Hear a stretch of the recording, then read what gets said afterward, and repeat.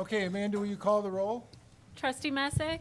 Here. Trustee Rocco? Here. Trustee Sheehan is absent. Trustee Casera? Here. Trustee Lautner is absent. Trustee Zora? Here. President DeCipio? Here. Quorum is present, sir.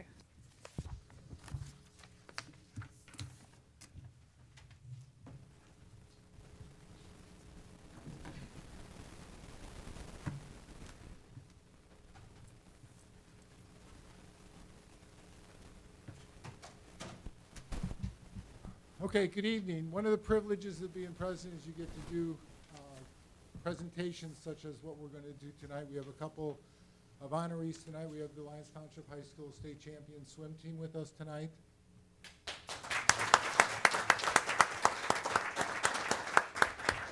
We have an Eagle Scout that we're going to recognize from our community. But really what trumps everything is that we have an individual who's a part of our community that is turning 100 years old and having a birthday soon. And we certainly want to recognize you, Mr. Rubzinski, for all you've done for our community, and just to wish you all a happy birthday. So, whereas Richard Rubzinski was born on May 3rd, 1916, and is celebrating his centennial birthday, whereas Richard has enjoyed being a resident of the village of LaGrange Park with his late wife Veronica for 50 years and still going strong. Whereas Richard and Veronica raised two lovely daughters, Joyce and Sandra, who have also residents of LaGrange Park. Whereas Richard and Veronica's grandchildren and great-grandchildren have also lived and attended Forest Road and Park Junior High in LaGrange Park. Whereas Richard has worked for the Civilian Conservation Corps during the Great Depression, serving our country by helping to restore our forests. Whereas after meeting and marrying the love of his life, Veronica, Richard has worked in various positions from being a welder to a managerial position studying time management for manufacturing lines. Whereas as a retiree in LaGrange Park, Richard enjoys reading papers, recycling, composting, and growing his garden. Whereas Richard has also enjoyed walking home his great-granddaughters from Forest Road School and loved playing softball at family gatherings in Robin Hood Park, or I guess it's acknowledged that he still bats and runs the bases very well. Whereas Richard has actively participated in voting every election cycle and is known for his insightful editorial pieces that have been published in various local newspapers. Whereas in addition to being a wonderful husband, a father, grandfather, and great-grandfather, Richard is a good neighbor and a friend of our community and has supported many local businesses by being a regular customer. Now, therefore, in recognition of Richard's 50 years of residency in LaGrange Park and to commemorate his 100th birthday, I, President of the Village of LaGrange Park, do hereby proclaim Tuesday, May 3rd, 2016 as Richard Rubzinski Day in the village of LaGrange Park, and congratulate him on his centennial birthday and his many accomplishments in our community. Congratulations.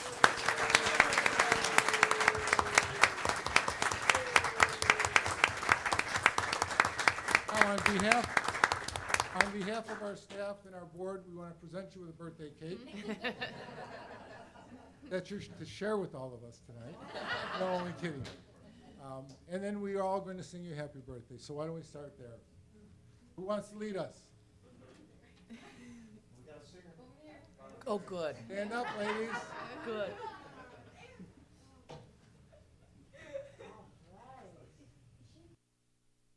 Eager volunteer. Here's a future leader. Let us know who you are and what key you're going to sing in. Hi. Hi, my name is Erin Schoberly, and I go to Bennett Academy, and I will be singing in the normal key.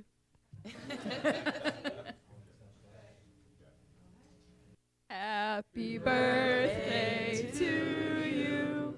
Happy birthday to you. Happy birthday, dear Richard. Happy birthday to you. Woo!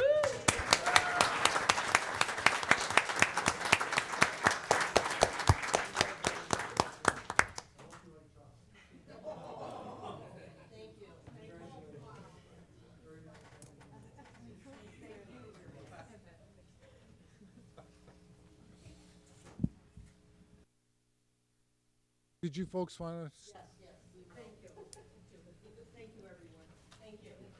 Congratulations.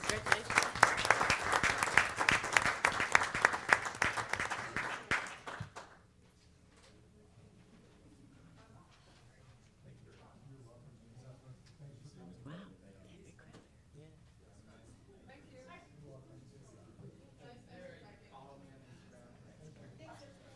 Hi, Melissa. I should have asked if you wanted to say something.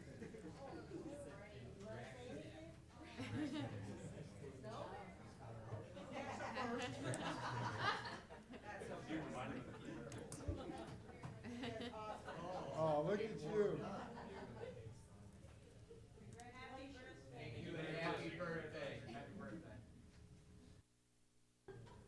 See, that's community at its finest. Good for you guys. That's why you guys are a class act. And we're glad you're here.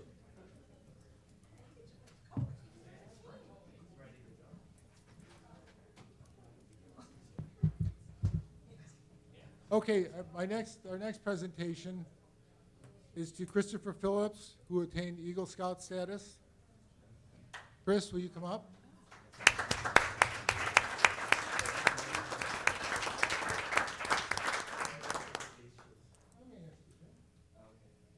I had given 3 presentations Sunday at St. Louis Church on 3 individuals who attained Eagle Scout status.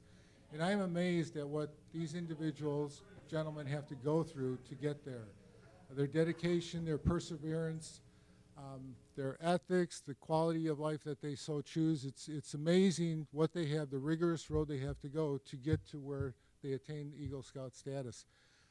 These are future leaders of our community, as of all of you are. And I commend you, Chris, for the work that you put in, dedication you serve to your community and to your family. And of course, you come from good stock. So there you go.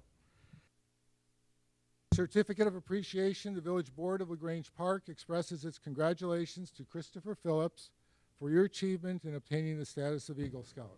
Congratulations, Chris.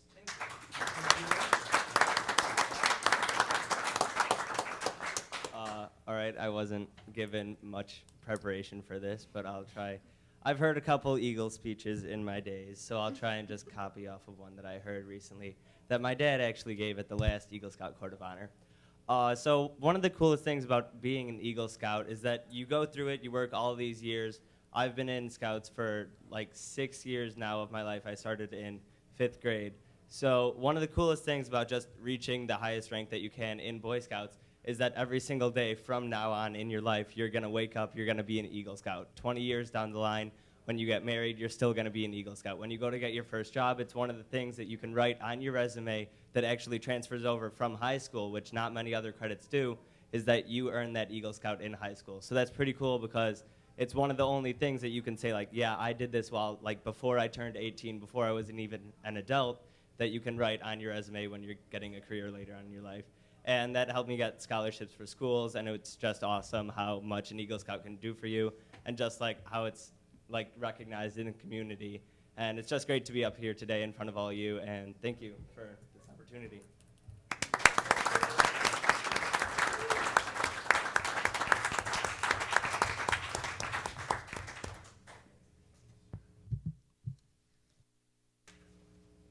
Okay, if anybody has seen the papers recently, bull sharks? We got bull sharks in the room? Well, we're very proud of you, and that's why we've asked you to come tonight. To be state champions is quite an accomplishment and an honor to not only the school, to you men, but to our community too, to have you represent the village of LaGrange Park and the community of Lyons Township High School. We know what it takes to get there. Maybe we don't know what it takes to get there. To be a state champion and the rigorous hours that you put in training and the sacrifices that you made to get to where you were and where you're at now as state champions. It's remarkable, as Chris said with the Eagle Scout, it's something you guys will carry with you for the rest of your life, that you are state champions. And we wanted to recognize you because we feel it's important that people get recognized for the accomplishments that they have during their life. And this is a huge accomplishment for you young men. and future leaders of our community. So congratulations. I'm going to ask Coach to come up and say a few words and then introduce the members of the state championship swim team for 2016. Coach?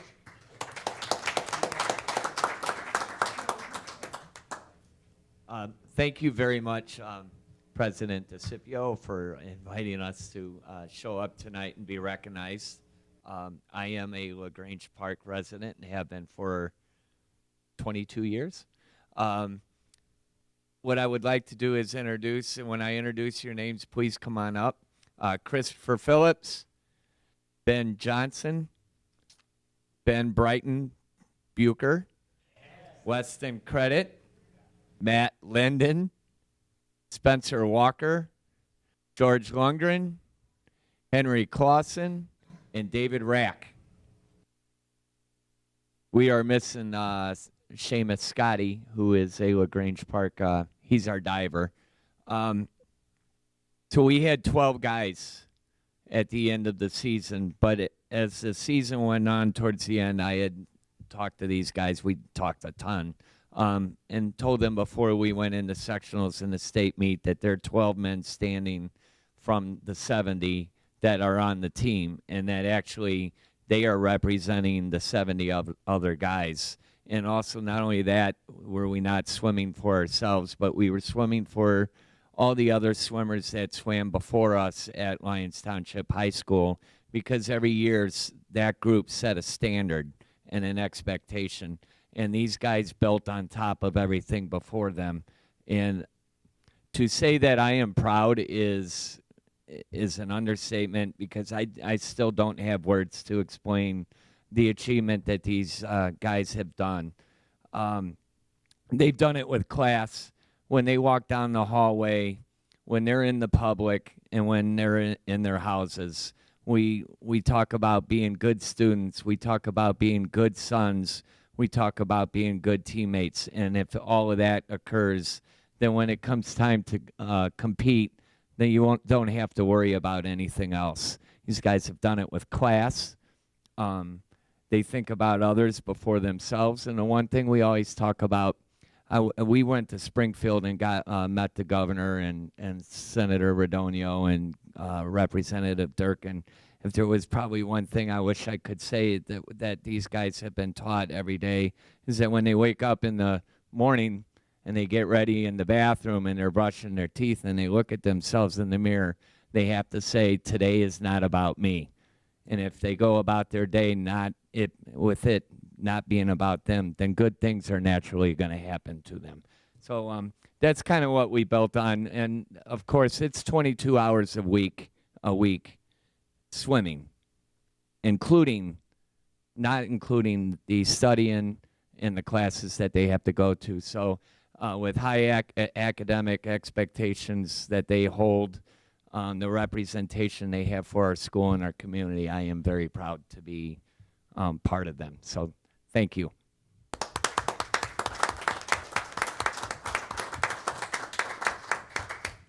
And gentlemen, let's not get lost in the fact that we all have mentors in our life, and we're guided by the people that are standing before us that help us along the way to know what it is to work hard and be diligent in our work and sacrifice that we make, because I know Coach has done all that, and you guys are blessed to have him in your life and what he's given you so far in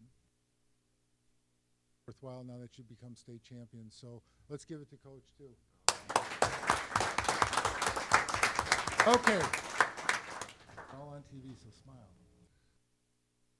Whereas on February 27, 2016, out of 246 schools, the Lyons Township High School boys swim and diving team finished first at the 2016 Illinois High School Association State Finals. Whereas this has been an exciting, hard-fought, and successful season, with the Lions being undefeated at all dual, conference, and sectional meets. Whereas the season has had 7 school record-breaking swims. Whereas several individuals and relay teams received All-American and All-State accolades. Whereas special commendation is due to the entire swim and diving team for their fine efforts, dedication, and perseverance this past season. Whereas Coach Walker was instrumental in developing pride, integrity, and high aspirations for the LTHS's swim and diving team, and has been named Coach of the Year by the Illinois Swim and Dive Association. Whereas on behalf of the governing body and all the citizens of our community, it gives me a great deal of pleasure to express to all the members of the boys swimming and diving team our sincere congratulations on your remarkable season. Now therefore be proclaimed President of the Village of LaGrange Park on the behalf of the Board of Trustees and the residents of the Village of LaGrange Park, do hereby issue this proclamation recognizing the achievements of the 2015-2016 LTHS Swim and Dive Team and offer our best wishes for your continued success. Congratulations, men.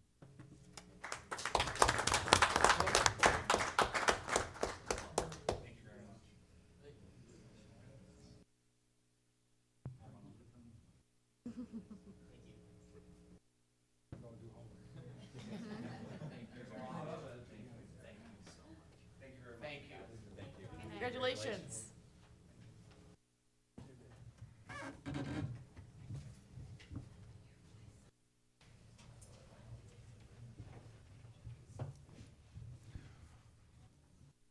Okay, next we have up on our agenda presentation by Chris Ganshaw, our lobbyist, who's Cagwood Consulting Annual Report. Chris? Thanks a lot, Mr. President. Move it a little bit if that's okay. First I want to say, I was down in Springfield last week when the swim team was there, and I'll tell you, when I saw him walking across the rotunda as a former LT, or I guess a LT alum, it was a real beautiful thing to see those guys down there, meeting with the governor, Senator Radonio, Superintendent Kilray was down with them. He was leading the charge to the Capitol, and it was really a real pride, a lot of pride swelling up when you saw those guys and realizing what they had accomplished. Fortunately, that probably was the highlight of the week, last week, in terms of what was going on in Springfield. I think you saw my annual report already at the work session. I want to reiterate that we had a good year in terms of building relationships with our legislators and other officials. We had several meetings. Congressman Quigley was here, trying to lend a hand with our efforts to get the fire truck, backing us on a FEMA grant application. Welsh, Representative Ford. Just a couple weeks ago down in Springfield, we met with the two of them, as well as Representative Zaleski, who joined us down there in Springfield. We've had a good opportunity to build some relationships with the governor's staff. Key players, Brian Oshefsky, who used to work for Congressman Lipinski, now works for the governor, handling transportation and infrastructure issues, and other key staff on the team. We also had an opportunity to meet with a couple of the legislative leaders in our trips to Springfield. Representative Barbara Flynn Curry, who's the Democratic Majority Leader. Someday we'll get to see the Speaker. I hope. He rarely has meetings when they're in session, but occasionally we'll catch a glimpse of him around the Capitol. We also had a chance to meet with House Republican Leader Durkin, Senate Minority Leader Chris Radonio. So I think we've gone a long way. I think a couple of other key people that we, built a relationship with, started to build a relationship with, include our new county commissioner, Sean Morrison, who took over for Elizabeth Gorman late last summer. She resigned to take a position in the private sector, and Sean Morrison from Palos was appointed to fill her spot. And we had a chance to meet with him late last year. Been somewhat helpful with us on certain issues. I think some tax issues that kind of festering with some of the, I don't want to say festering, but some tax issues that have, property tax issues involving, and he's been helpful with that. We had a chance to reiterate our relationship with Representative Ron Sandek. It was kind of interesting to see Mayor Tully here from Downers Grove. Ron had been a mayor of Downers before he entered the legislature. He formerly was our state senator here for a time, and now is a state representative representing that area. He's still somebody we can work with and talk to about those issues that all municipalities face, including LaGrange Park. So he's been a very helpful resource the last few months, someone to talk to Republicans may be thinking. Plain spoken, very much in tune to what's going on in the leadership, not only in the General Assembly but in the governor's office. There, and on some of the bigger picture items, again, we've been trying to make sure that local government distributive fund doesn't get hit with a cut. So far, so good. There hasn't been any cuts. There hasn't been a lot of talk of any cuts. Still lurking in the background, though, so we need to remain diligent with our legislators and our elected officials to make sure that come what may, eventually, in terms of a budget agreement, that won't be things on the table cut. We've been also working on some legislation, supporting legislation to try and get some of these other pass-through monies, MFT, 911, use tax money that really is just going from one hand to the other to the local government, to get that on an annual appropriation rather than subject to the vagaries of the current budgeting process. Unfortunately, it doesn't seem to be gaining a lot of traction, but we've worked on behalf of a Senate Bill 3019, to try and get that ball rolling. So, as I said, those are some of the things we were able to get done last year. I've obviously folks informed about what's going on with Rose Clippings articles and the reports to the board. Continuing to find opportunities for the village to tap into some of the resources as lean as they may be right now. Constantly talking about the two grants, the IGIG grant for the downspout disconnection, and then the OSLAD grants for the Park District, which are unfortunately currently held up in this budget brouhaha. Seems to go on and on and on.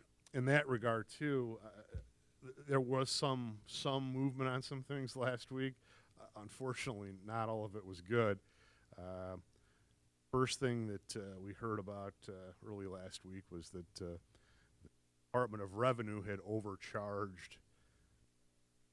overpaid municipalities and other local governments the CPPRT, the Corporate Personal Property Replacement Tax.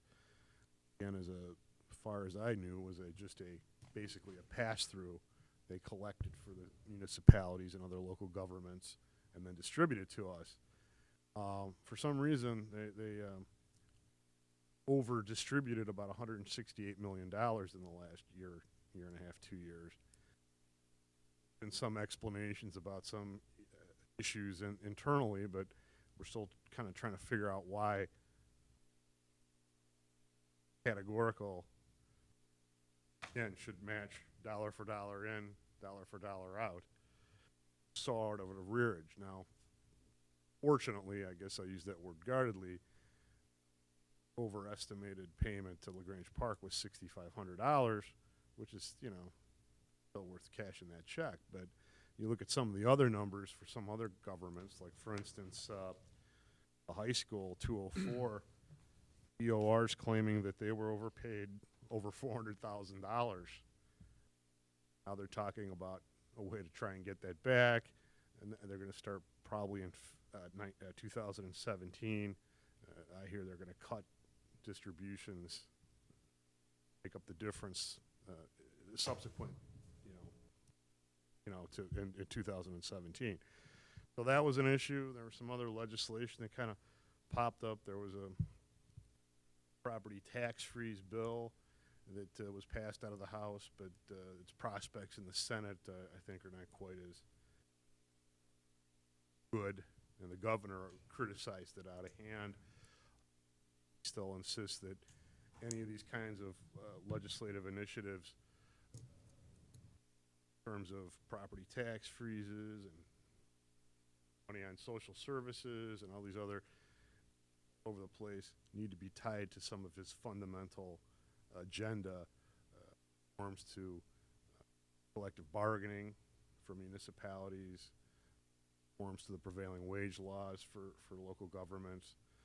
Still sounding those issues quite loudly down in Springfield. So there's still a long, long way to go before we see any kind of bargain or deal that will finally address these issues. And frankly, at this point, for at least this fiscal year, most of the spending is kind of set in place. You know, they passed that bill for the higher ed money last week. They're going to get at least a portion of their money to stay open through the end of the school year, into the summer. A lot of the other categories, wages, you know, state employee salaries, all kinds of other spending are under court order or some other mandate that needs to be done. It's probably over 90% at this point. So, in fact, we have sort of a piecemeal budget, not a real budget. Challenges for fiscal 17 are going to be even prevalent. There's a lot of issues, a lot of difference of opinion on how education should be funded.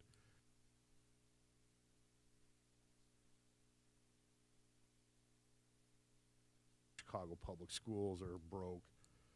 There's going to be a lot of more challenges coming up in the next.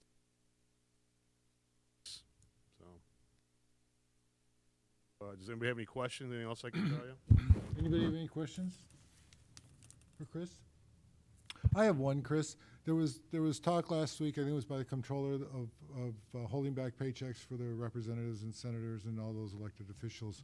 Is that going to gain any ground? Because, you know, looking at what's happening down there, nothing's happening, and there's got to be some consequences maybe to them before they will gang together and make a move or talk to Madigan or Ron or whoever they represent and get them moving a little bit when there's something that they have to sacrifice. Was that shot down? Is that not going anywhere? Well, no, the comptroller basically in effect said she's going to issue the paychecks quickly. She's issuing the payments for other invoices that are piling up. Now, there's a lot of estimates. It's between $6 and $10 million in terms of how far behind the state is in paying its bills. Kind of symbolic. The entire legislative payroll probably amounts to about $1 million and change every month, as well as the state executive officers. Governor doesn't take a salary. You know, constitutional officers do. So it's symbolic. Frankly, it's something that Governor Quinn did a few years back to try and convince the legislature to do something about the pension issue. It wasn't very effective then. I don't know how effective it's going to be now. You know, the sides are so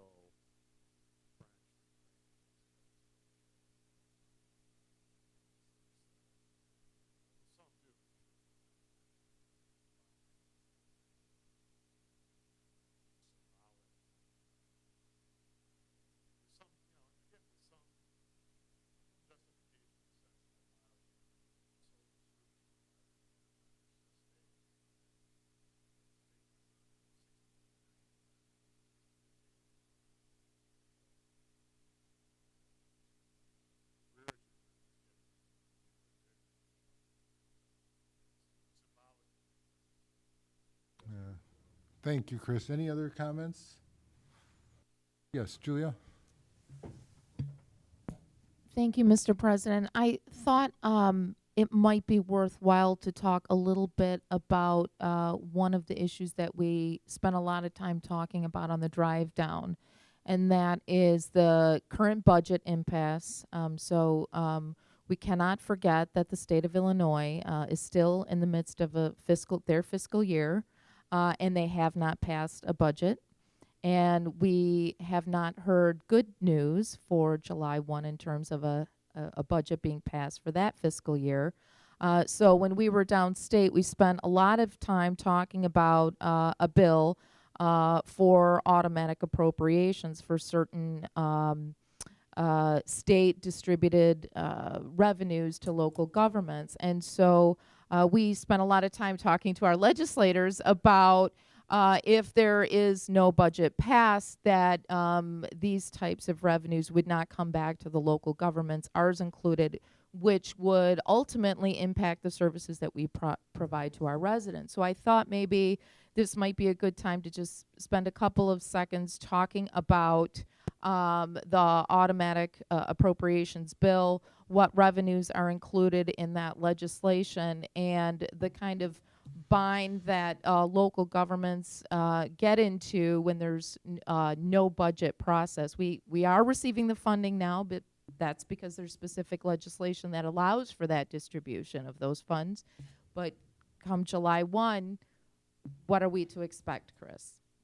Again, you make a good point. And again, I want to give some credit to actually State Senator John Cullors, former mayor of Villa Park, who's been pushing this issue in Springfield, unfortunately to no avail. He's got a bill that's Senate Bill 3019. And again, what it would in essence do, like the LGDF, which is an automatic appropriation, it doesn't have to be included in the budget every year. Just the Department of Revenue collects it, then distribute it to the local municipality. No questions there. It doesn't mean it couldn't be caught or something.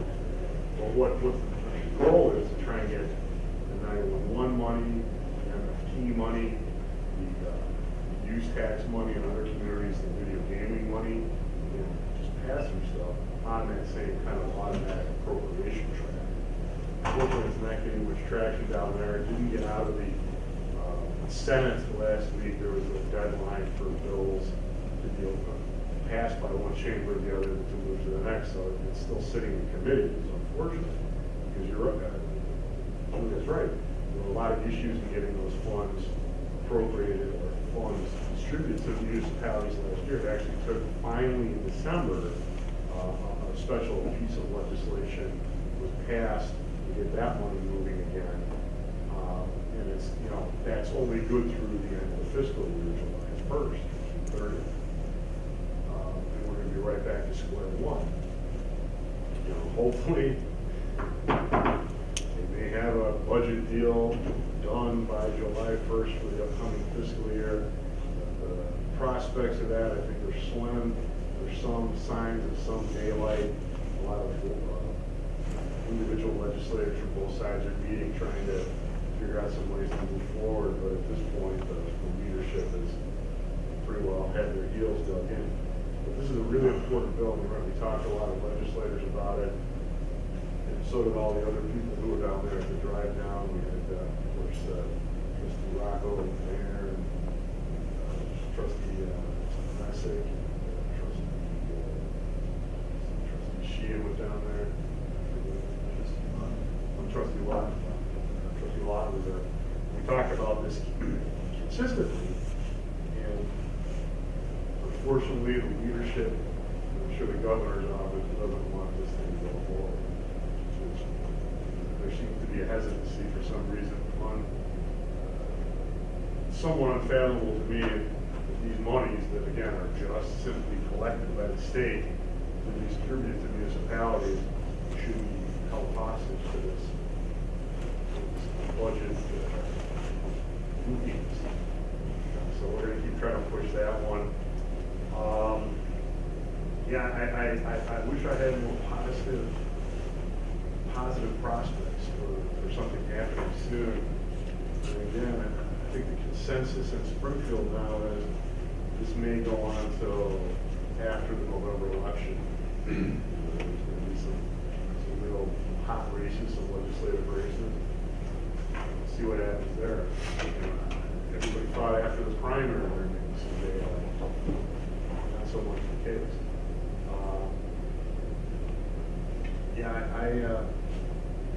Like I said, I wish I had a rosier outlook on things, but we're going to keep fighting for the automatic appropriations, for the LTTV funds, which again, fortunately have not fallen victim to our concern from the start of Governor Rogers' administration, even going back farther. So far, so good on that. Yeah, so these are the challenges in Springfield right now. And, we just gotta keep talking to our legislators, keep talking to the governor's people. I saw one of his staff members today downtown with his chat about some things. They have a lot of big plans, infrastructure plans, they wanna do this, they wanna do that. I was like, okay, that's great, but first, we gotta get a budget put together, make sure everybody is paid. Municipalities, social service providers, whoever, people, do business with the state that haven't been paid once in months. Plugging away. Well, hopefully there's a rainbow at the end of this that they can all get together and come to some consensus anyway. Everyone we talked to when we were down there was no positive aspirations on anybody's speaking ability to us when we were down there. They all were the same flavor that you're giving us, and that, nothing's going to happen this year maybe. So we just have to hope and things will get going. And there's a lot of other, like again, the education issue is going to be huge. Last year they did pass the elementary, secondary education bill, and the governor signed it, which is, to their credit, they didn't hold the school kids hostage. Kind of took a pressure point off to negotiate a bigger deal for the whole budget. Fortunately, this time around, there's a whole different mindset. Again, the downstate legislators, especially Democrats, think the system is unfair. They're not getting enough money. Of course, we know the problems with CPS. They're broken, then some. Suddenly, we're looking at some issues where some of these regional conflicts are going to come into play in terms of the education bill, changing these formulas and stuff, and nobody wants to see their school districts cut, and the targets are probably going to be some of the suburban districts, unfortunately. So that's going to be a big aha too. So Well, thank you for keeping a pulse on it for us, Chris. thank you again. And I appreciate the opportunity to work with you over the years, this year and previous years, and I'm looking forward to continuing our relationship and some new and innovative ways to bring some resources into the village and working with you. Wonderful, and thank you for all that you do for us too. Thanks, Chris. Okay, moving on. Any public participation? Seeing none, Amanda, consent agenda? The items on this evening's consent agenda are as followed. A, approval of minutes, Village Board meeting, March 22nd, 2016. Work session meeting, April 12th, 2016. Village Board executive session, April 12th, 2016. B, action authorization to purchase and plant trees for FY 16-17 tree planting program. Motion authorizing the purchase and planting of trees for the fiscal year 2016-17 tree planting program from Suburban Tree Consortium in an amount not to exceed $20,000 plus any resident purchased trees. C, action Grange Road water main replacement, 31st Street to 29th, award of contract. Motion to accept the lowest bid. 2, establish a 10% contingency. 3, authorize the village president to execute the necessary contract documents. D, action resolution approving 2016-17 pay plan. Motion move to approve a resolution approving pay plan and schedule of authorized positions for FY 2016-2017. E, action motion to authorize the president and chairperson of the Finance Committee to sign the register for bills and authorize the treasurer and village clerk to sign checks in the payment of operating bills and salaries is itemized in the check registers. F, action motion to authorize the village treasurer and village clerk to sign checks in the payment of payroll and other bills that become due between this date and May 24th, 2016, with subsequent approval of the payroll register and voucher register by the Board of Trustees at its regular meeting to be held on May 24th, 2016. Entertain a motion to approve the consent agenda. So move. Second. Amanda, call the roll. Trustee Messick? Yes. Trustee Rocco? Yes. Trustee Casera? Yes. Trustee Zora? Yes. Motion passes unanimously. Thank you, Amanda. Moving on next, Village Manager Report. Julia? Thank you, Mr. President. I have two brief items to update the board for this evening. The first is regarding the village's website as a resource for information. Staff has been working on updating two sections on our website. One with regard to the TIF work that the village is doing, and the other is with regard to the bond referenda that the village has been working on over the past several months. So staff is making sure that the 2 pages, one for each of those items, is updated with the most up-to-date information that we have, and each of those pages is accessible from the homepage of the village's website. So if you go to the homepage, there's a special link right on the right side of the homepage. So if residents, folks, businesses are interested in the latest updates, we encourage folks to go to the website. We'll make sure that the information is updated periodically, weekly or bi-weekly, as more information comes together. We thought that would be very helpful since we're working on 2 major projects right now here in the village. The second item I wanted to report to the board is that this weekend, Saturday, starting on Saturday morning, we have our community volunteering weekend event. This is where volunteers in our community come out and work hard for a day and provide assistance to homes and public spaces throughout our community. To do small tasks and chores, and also pick up litter and make the community look better and brighter, and help folks in need who otherwise can't do those chores for themselves. This year, it's been a particularly bright year. We have over 30 volunteers that are coming to the Village Hall, and Emily is going to be coordinating that event. So we're very excited that we have so many folks willing to volunteer, and we certainly appreciate their efforts. So,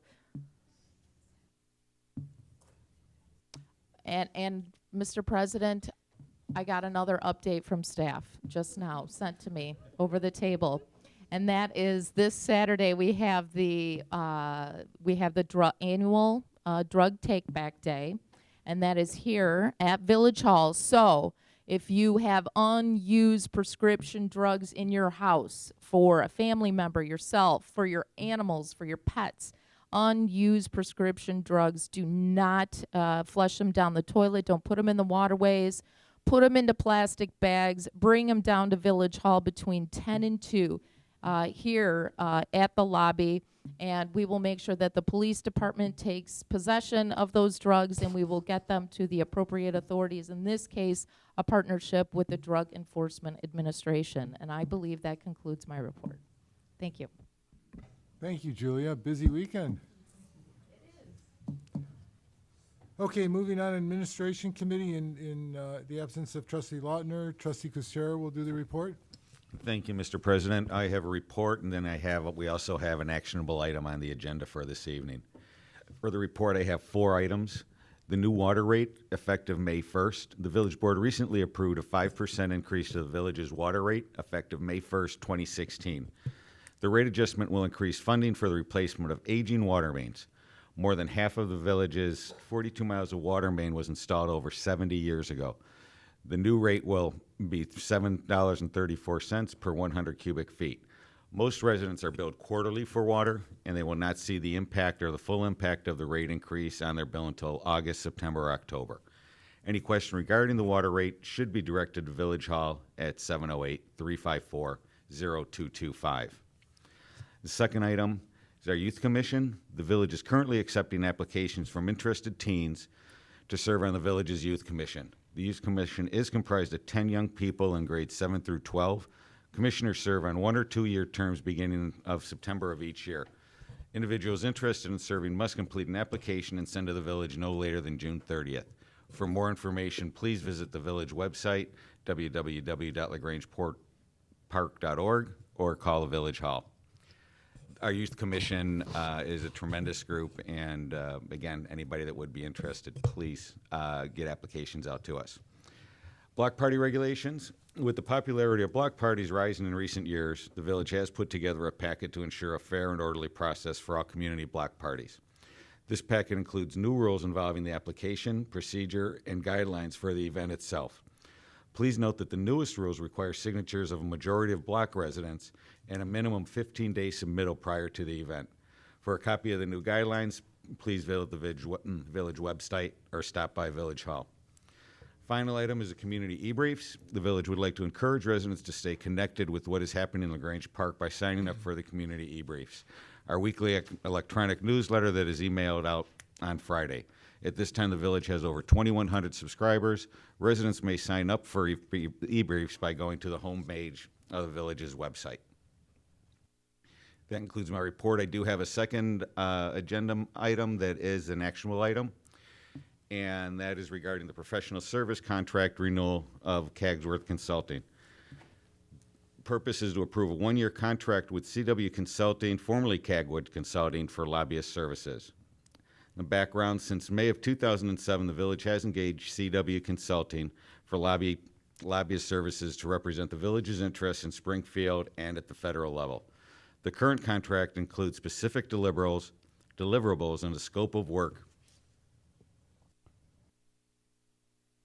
at an annual cost of $27,780, payable at $2,315 per month.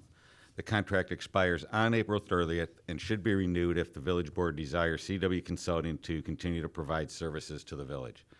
Included with this memorandum is a new contract covering the period May 1st, 2016, April 30, 2017, providing for a new one-year term of service with a 2.25% increase in fees, payable at $22,367 a month, totaling $28,405. The contract may be canceled by either party with 30 days written notice. The contract includes new language that updates the scope of the consulting services and includes a list of identified goals for the contract term.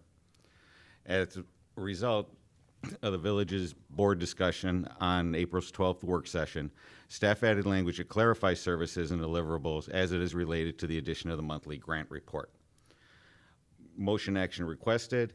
It is requested the village board authorize village manager to execute a contract for professional services with CW Consulting covering the period May 1st, 2016 to April 30, 2017, so that the village may benefit from the relationships that have been established in prior years.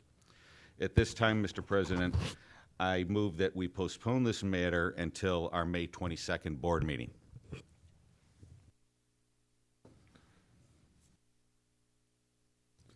Second. So I'll entertain a second. Second. Discussion. Discussion? Trustee Kucera? Thank you, Mr. President. With the absence of two of our board members this evening, a lot of discussion from the board or from our work session, and unfortunate absence of one of our trustees, we would like to move this to the May 22nd meeting where we could have full board, full debate, and talk to the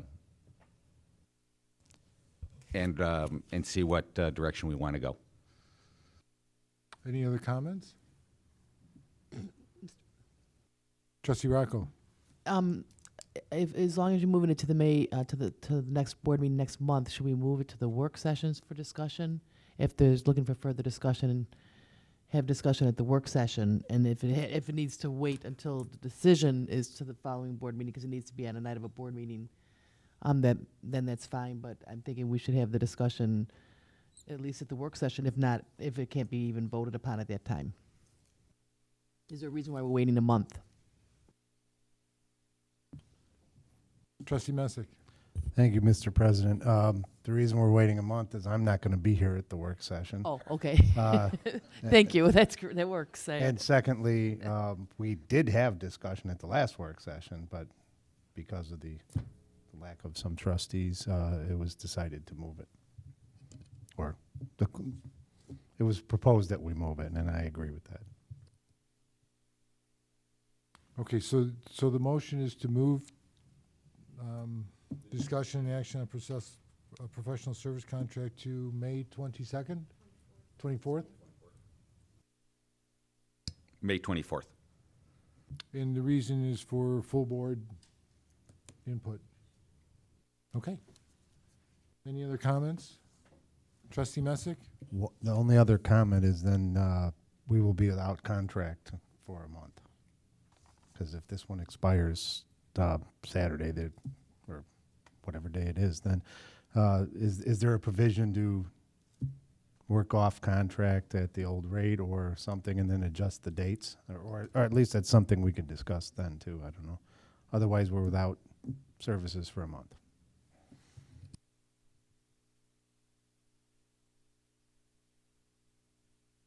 Looking. It's 1 minute.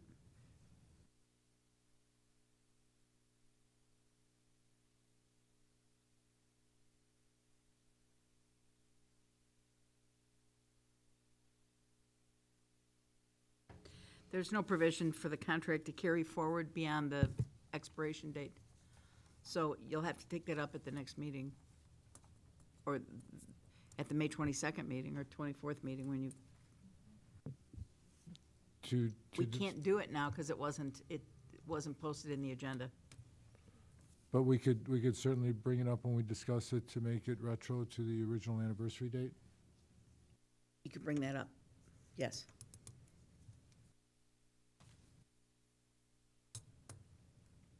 Julia? But we wouldn't have authorization for any work done in between, so I don't know that there would be a need for retro back.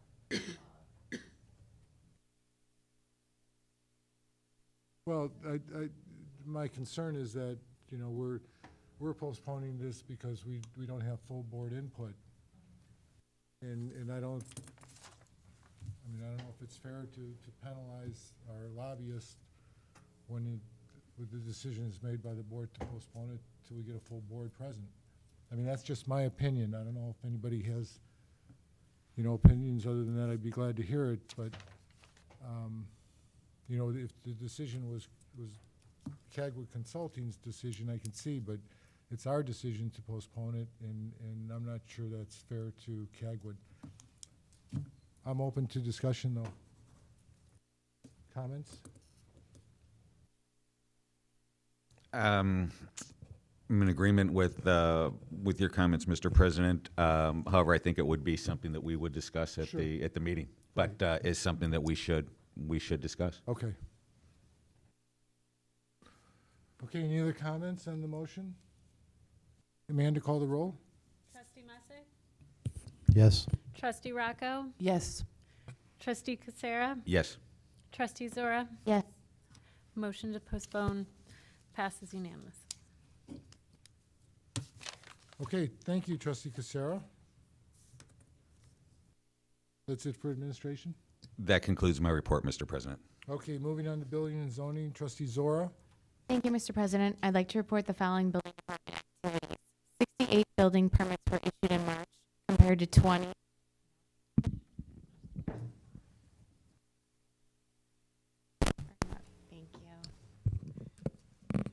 Compared to 70 issued last March. Estimated construction costs and permit fees collected for this past March were somewhat less than compared to March 2015, along with the permit fees that were collected for the month. 110 inspections were conducted in March compared to 104 last March. 3 were not approved. During the month, our building inspector, code enforcement officer, attended an SBOC training in Woodridge. During the month, various inspections were conducted of a property on Ashland Avenue regarding the ongoing concerns of excessive storage on the property. Several violations have been noted, and our building inspector, code enforcement officer, has issued several tickets in relation to such. Work continued in the Village Hall emergency generator project. During the month, the Office of the State Fire Marshal conducted an initial inspection for the fuel system, and fencing was completed around the unit. Also, asbestos testing was completed on the installation of the exhaust system of our old generator. In preparation for its removal, such testing yielded negative results, which eliminates the need for any abatement concerns. And that concludes my report. Thank you. Thank you, Trustee Zora. Engineering Capital Projects Committee, Trustee Casera. Thank you, Mr. President. This evening I have 3 items to report on. On March 1st, bids were received by the village for the 2016 sewer repair program. The low responsible bidder was Suburban General Construction, and a contract was awarded to them on at the March 8th Village Board meeting. The work will consist of 4 repairs on Woodlawn Avenue and 1 on Harding, all near LaGrange Road. The second item, also on March 1st, the village received bids for replacing the Village Hall boiler. The existing boiler is original when the building was constructed and is over 40 years old. Repair costs have become significant and is very much insufficient by current standards. The low responsible bidder was Core Mechanical, Inc., and a contract was awarded to them by the Village Board in March. Third item, bid documents are currently being distributed for the proposed LaGrange Road water main replacement project and are due by April 5th. The project limits of this phase of work are from the alley north of 31st Street to 29th Street. We anticipate bringing the bid results and recommendation back to the Village Board for consideration in April. And that concludes my report, Mr. President. Thank you, Trustee Kucera. Public Safety, Trustee Messick. Thank you, Mr. President. We will start with the Police Department summary of activities for March 2016. Police service and assistance activity is slightly higher than last year at this time, with 1,502 incidents reported through March 2016 as compared to 1,400 incidents reported in the same period last year. The overall total number of crimes reported is slightly higher than last year, especially in the month of March 2016. There were 27 reported this month compared to 14 in March of last year. To date, all the reported crimes are slightly higher based on recent activity involving retail attempts, thefts from a large retailer in town, with the majority of these individuals being held accountable by a means of restitution or arrest. Also, miscellaneous juvenile criminal damage to property incidents with additional accountability and further discussion with their primary guardians about alternative positive activities they should take part in. Traffic enforcement continues to be higher than last year, with 1,676 various citations being issued through March of this year compared to 1,356 during the same time last year. This indicates an increase of approximately 24%. Officer Patrick Menzioni has submitted a requisite letter of resignation signaling an end to his 31 years of dedicated service to the village's police department. His last day of service will be May 1st of this year. A recognition for his years of quality service is being planned for the May 24th Village Board meeting. And the Coffee with a Sergeant, Sergeant Tim Contoy, will be held on Thursday, May 26th, starting at 6:30 p.m. in the boardroom of the Village Hall. And I urge any residents so inclined to come to that. These it's very good interaction between our very professional PD and the community. A lot of questions can get answered. And anything you want to ask, I said it's all about communication and information. That concludes the police department. And on to fire department activities for March of 2016. EMS responses for this month were 144. There have been 416 year-to-date compared to 395 year-to-date last year. Fire rescue incidents for the month, 30, and there were 108 year-to-date compared to 111 last year. 3 of the most recent new hires completed EMS system entry and internal EMS ambulance orientation during the month and can now serve as EMTs for our department. Those are Andy Chorley, Matt Dahl, and Josh Johnson. Work continued in the remodeling of the fire prevention office and second bathroom at Fire Station 2. Most of the work is being completed by our own firefighters, led by Division Chief Carpenter, who oversees operations of this station and in fire prevention. Staff participated in a kickoff meeting for the design of the computer-aided dispatch system for LTAC, along with several operational meetings. All fire department hydraulic rescue tools underwent annual testing during the month. Required fire alarm testing was conducted of all village buildings, and fire prevention staff met with IROL and has begun the process of implementing our third-party reporting system for required fire protection system testing. Yeah, there were several responses and actions taken by the fire department during the month. And I just want to make one comment on our own fire personnel doing the work on Station 2. They're not only a very professional, excellent fire department, they're also self-sufficient, and that's appreciated in these times of budget crunch. We do appreciate that. That concludes my report. There are no action items. Thank you, Trustee Messick. Public Works Committee, in the absence of Trustee Sheehan, Trustee Messick will give the report. Thank you, Mr. President. And now on to Public Works for March of 2016. For Public Works operations, 39 regular hours and 27 overtime hours were spent on winter operations which required salting. There was a total of 223 miles salted with approximately 20 tons of salt. The sweeper spent 100 hours on cleaning over 177 village street miles and picked up 43 yards of debris. 15 diseased trees were removed during the 133 regular hours. 14 of these were ash trees. 156.5 regular hours were spent on the maintenance of public works equipment and vehicles. 243 hours were spent filling potholes with approximately 31 tons of UPM. 148 day shift hours were spent on building and ground maintenance around the public works facility and along 31st Street. Work orders were completed with crews removing roadkill, picking up brush, and making sign repairs. There was mechanic maintenance on several public works, police, and fire vehicles, and then on to water department operations. Over 327 day shift hours and 34 overtime man hours during the month of March were spent on maintenance and repairs of sewer and water mains. 30,380,000 gallons of water were purchased from the Brookfield North Riverside Water Commission. 1,335 water meters were read in Section 2. 50 monthly accounts and 16 final meter readings were taken. Various inspections, appointments, and service calls were performed. 15 water bacterial samples were taken and all passed. 107 utility locations were identified prior to excavations. 1 water main was repaired. 2 buffalo box repairs were made, and 1 hydrant modification kit was installed. And that concludes Public Works. There are no action items.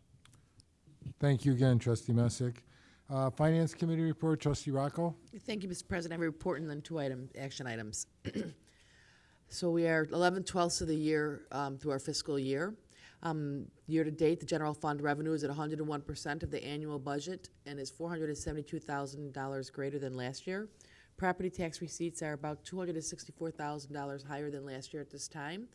The increase is primarily due to the timing of collections and refunds compared to the prior year. Sales tax revenue is down about 3% from the prior year. Natural gas shop local. Natural gas receipts have dropped about 40% from last year. Prior year receipts were higher due to extremely cold weather, and gas prices were also lower this year, something we've heard before. License fees are down about $15,000 due in part to lower vehicle sticker sales and penalties. Permit revenue from building activity is about 8% higher than last year. Intergovernmental revenue is about $174,000 or 12% greater than last year due to increased receipts from state shared revenues, including income tax and personal property replacement tax. Charges for services are about $38,000 greater than last year, primarily due to higher ambulance fee collections. Fine revenue is 17% higher than the prior year. However, circuit court revenue has dropped significantly due to lower fines assessed by the courts. Miscellaneous revenue is about $41,000 higher than last year, primarily due to the collection of payments in lieu of taxes from prior years and increased reimbursements for damage to village property. Total general fund expenditures are within expectations at 86% of the annual budget and about $1 million lower than last year. Last year's budget included a $1.2 million transfer to the Capital Projects Fund compared to $200,000 this year. Excluding the difference in the capital transfer, total fiscal year-to-date expenditures are essentially flat compared to last year. That concludes my report, and for the 2 action items. The first item is for the 2015-2016 budget amendment to approve the fiscal year 2015-16 budget. Village policy requires that the village board amend the annual budget if the total expenditures for a department or fund will exceed the approved budget. State statutes authorize the village board to revise the budget by a 2/3 vote. The general fund public works budget requires an increase of $17,500 due to multiple light pole replacements as a result of vehicle accidents. This cost is offset by payments from the village's insurance pool and the individuals involved in the accidents. The general fund building budget requires an increase of $16,000 due to a change in health insurance cost allocation. This amount is offset by an equal decrease to the administration budget. The Capital Projects Fund budget requires an increase of $30,000 for the Village Hall generator project. The generator bid was higher than originally budgeted, and there were unplanned costs that were not included in the budget, such as asbestos testing. An additional $46,000 is for the purchase of police in-car cameras. This purchase was fully funded by a grant from the Cook County Department of Homeland Security and Emergency Management. The Emergency Telephone Fund requires an increase of $140,000 to allow for costs associated with the LTACC Consolidated Dispatch Center. The village is utilizing cash reserves to fund a portion of these consolidation costs. Staff recommends approval of the budget amendment resolution at tonight's meeting. I move to approve a resolution amending the budget for fiscal year 2015-2016 for the village of LaGrange Park. Second. I have a motion and a second. Discussion, trustee Rocco? Yes, thank you, Mr. President. As we know, all these items we have, over the course of the year, discussed, and we had made the decision to, for example, light pole replacements, and we knew that those costs would be offset. We also knew that we were going to be putting money forth for the LTACC, that there was going to be a large upstart cost associated with this. So these were items that we've discussed, and so obviously our policy the village board is to amend our budget so that it matches, it, balances out. Thank you, trustee Rocco. Any other comments from the board? Seeing none, Amanda, call the roll. Trustee Messick? Yes. Trustee Rocco? Yes. Trustee Casera? Yes. Trustee Zora? Yes. Motion passes unanimously. And the second item is memo is to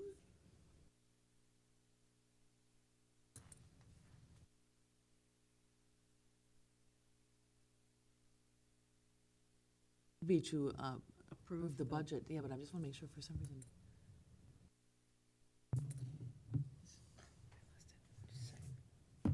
This is, yeah, to approve the budget. But this memo, I think that's where I'm thrown off, is because it says to provide overview, but we're doing more than just providing an overview of the finance committee's budget. Yes, and that's, so, at any rate, I'll give you a little background here. The Finance Committee first met on March 8th to review two preliminary draft budgets. With the favorable results of the March 15th, 2016 referenda, the Finance Committee met again on March 22nd to review a draft budget that included 2 additional funds to account for the road and fire equipment bond proceeds and their corresponding projects. Changes to the draft budget. As a result of the Finance Committee's discussion, the committee recommended the following changes to the draft budget. The addition of $4,000 in the Administration Department budget for the hiring of a part-time seasonal employee for the front desk to assist with peak customer service periods. The addition of $225,000 in the sewer fund for sewer lining along LaGrange Road as a result of recent video taken of the sewer line. And 3, an increase to the general fund fire department budget from $13,295 to $26,590 to include the turnout gear that was budgeted but not purchased in fiscal year 15-16. These first 2 recommendations were included in the draft budget that was distributed on March 22nd. The draft budget distributed this evening at the work session did include the 3rd recommendation. So at the work session, Ms. Sadeo put on a great presentation for the budget, and it included all the items and was discussed. As we say, a public hearing was held on April 12th at 7:15. The public hearing was for the fiscal year 2016-17 budget. The budget will be on, it was on the agenda for discussion, and the Finance Committee did recommend that the village board consider this is at our tonight's meeting. And so I move to approve a resolution approving fiscal year 2016-2017 operating budget. Second. Motion and a second. Discussion, trustee Rocco? As you know, Mr. President, we got a great presentation from Ms. Deo. We had a great discussion at the work session. All these items were discussed. Looks like everything is in order, and so I move to approve and support it. Any other discussion?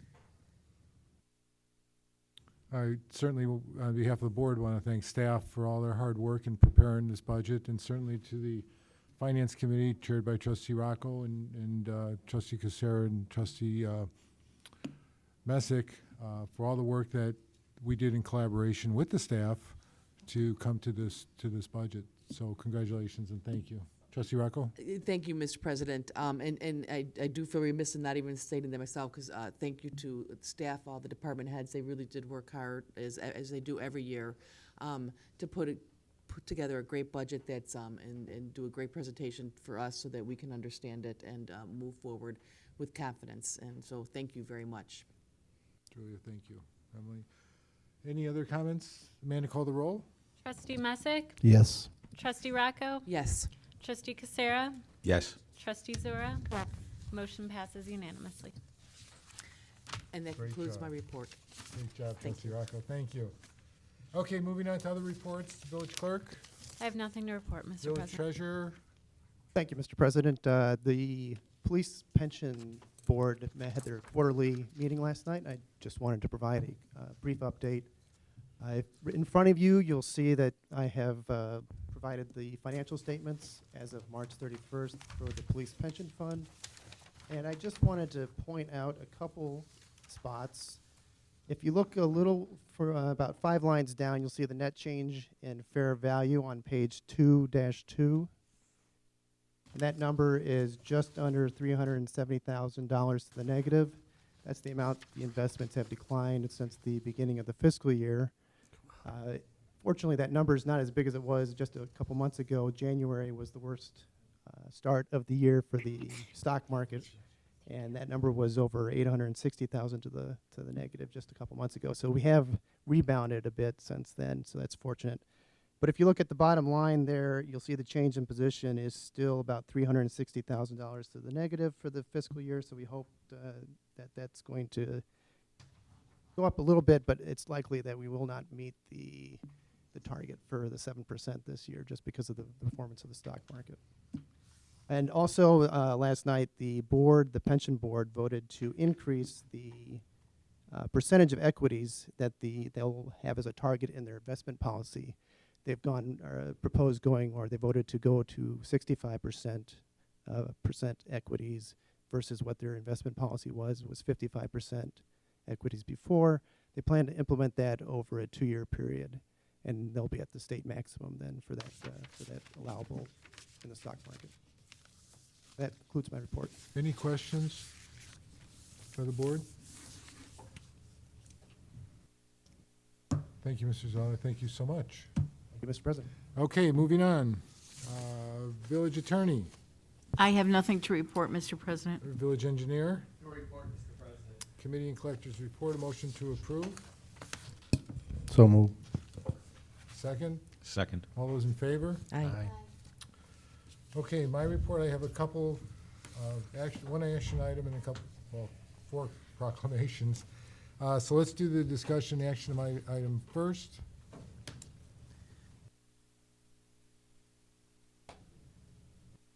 Okay, committee commission report appointments for 2016.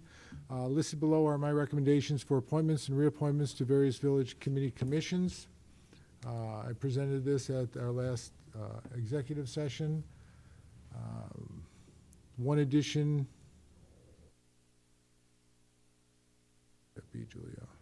One addition to the Sustainability Committee in place of absence there is Mr. Jeffrey Himera. Jeffrey's an attorney, partner with Dwayne Morris. He requested being on this committee. He has great background. Board agreed and consented to his appointment. So I present the following slate to you, and if anyone has any questions, I'd be happy to answer them. If not, a motion.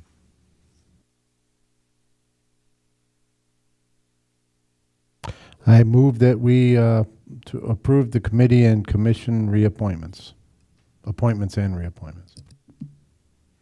A second. Second. Any discussion by the board? Amanda, call the roll. Trustee Messick? Yes. Trustee Rocco? Yes. Trustee Casera? Yes.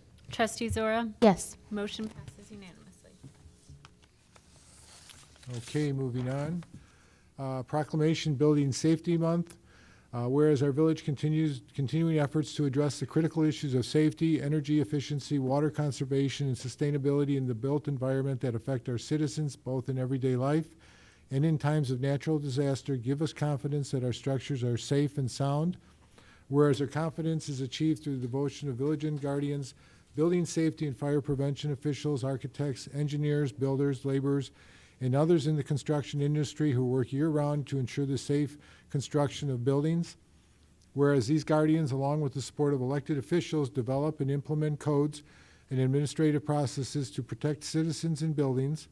Whereas modern building codes also include safeguards to help protect the public from natural disasters such as hurricanes, snowstorms, tornadoes, wildfires, and earthquakes.